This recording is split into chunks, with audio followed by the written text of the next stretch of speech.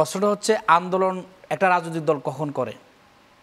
যখন রাজনৈতিক দলের প্রতি জনগণের প্রেশার থাকে, জনগণ একটা জিনিস চায়, কিন্তু এই জিনিসটা এখনও সরকার বা যিনি কর্তৃপক্ষে থাকেন তারা জিনিসটাকে এখনও আদায় করছেন না, নিশ্চিত করছেন না। আমরা যে 5টা দাবি দিয়েছি মৌলিকভাবে হচ্ছে জুলাই সনদের আইনি ভিত্তি হচ্ছে 1 নম্বর, দ্বিতীয় হচ্ছে পিআর পদ্ধতিতে নির্বাচন, 3 নম্বর হচ্ছে ফেসিবাদের দোসর যারা তাদের বিচারকে দৃশ্যমান করা, চতুর্থ হচ্ছে লেভেল প্লেইং ফিল্ড নিশ্চিত করা, আর পঞ্চম হচ্ছে ফেসিবাদের দোসর জাফাসহ তাদেরকে নিষিদ্ধ করার প্রক্রিয়া অবলম্বন করা।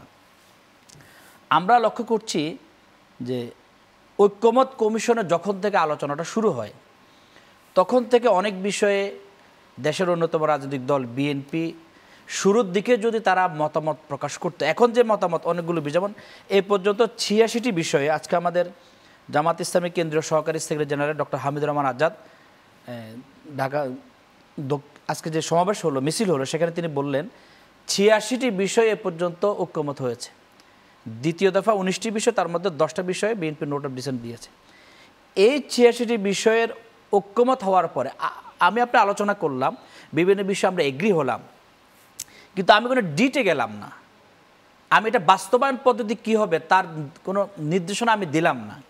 এবং জাতি যে কাঙ্ক্ষিত প্রত্যাশিত যে একটা পরিবর্তন চায়, 54 বছর ধরে বাংলাদেশের রাজনীতিতে দুর্বৃত্তায়নের রাজনীতি, সন্ত্রাসের রাজনীতি, নির্বাচনে ব্যালট বক্স দখল, কালো টাকা, নমিনেশন বাণিজ্য, শুধু প্রার্থী হতে গিয়ে যে পারস্পরিক দ্বন্দ্ব, কোন দলে যে নিহত হওয়া, এই হত্যাযজ্ঞ থেকে রাজনীতির একটা উত্তরণের জন্য আমরা পিআর পদ্ধতির সামনে নিয়ে এসেছি।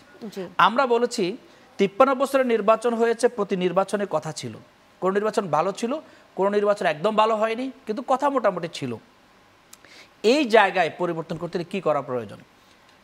ফেসিবাদ এই বাংলাদেশে ছিল বিগত 16 বছরে, এখন ফেসিবাদ তন্ত্রকে দুমড়ে মুচড়ে দিয়ে নতুন রাজনীতির ইতিহাস যদি গড়তে চান তাহলে আপনাকে ফেসিবাদ তন্ত্র বিলোপের আইন কালাকানুনগুলো চেঞ্জ করতে হবে, নতুন পদ্ধতি অবলম্বন করতে হবে, জনগণের কাঙ্ক্ষিত প্রত্যাশিত বিষয় আপনাকে সামনে এগোতে হবে। এই যে 86টি বিষয় আমি একমত হলাম, একটা বিষয় আপনি একমত হলেন বা মনে দৃঢ় ধারণ করলেন, কিন্তু কাজে পরিণত করলেন না। কাজে পরিণত করার জায়গায় যখনই কথা আসে তখনই কথা আসে যে আগামী নির্বাচনের পরে।